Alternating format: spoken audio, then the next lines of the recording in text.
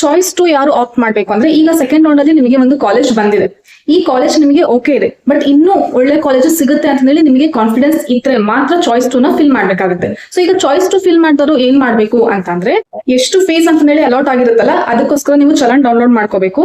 ಆಮೇಲೆ offline fees pay ಮಾಡಿ ಜಾಸ್ತಿ ಅಮೌಂಟ್ ಇದ್ದಾಗ, ಅದಾದ್ಮೇಲೆ ಕನ್ಫರ್ಮೇಶನ್ ಸ್ಲಿಪ್ ನ ಡೌನ್ಲೋಡ್ ಮಾಡಿ ಇಟ್ಕೊಳ್ಳಿ. ಸೊ ಈಗ ಚಾಯ್ಸ್ ಟು ಫಿಲ್ ಮಾಡಿದ್ರೆ ಏನಾಗುತ್ತೆ ಅಂದ್ರೆ, ನಿಮ್ಗೆ ಈಗ ಅಲಾಟ್ ಆಗಿರುವಂತ ಕಾಲೇಜ್ಗೆ ನೀವು ಆಲ್ರೆಡಿ ಫೀಸ್ ಪೇ ಮಾಡಿದ್ದೀರಾ ಅಂತ ಅರ್ಥ. ಸೊ ಇನ್ನು ಮಿಕ್ಕಿರುವಂತ ಕಾಲೇಜ್, ಸಪೋಸ್ ಈಗ ಒಂದು 30 ಕಾಲೇಜಸ್ ನೀವು ಆಪ್ಷನ್ಸ್ ಅಲ್ಲಿ ಎಂಟರ್ ಮಾಡಿರ್ತೀರಾ, ಇದ್ರಲ್ಲಿ ಈಗ 14th ಕಾಲೇಜ್ ನಿಮಗೆ ಬಂದಿದೆ.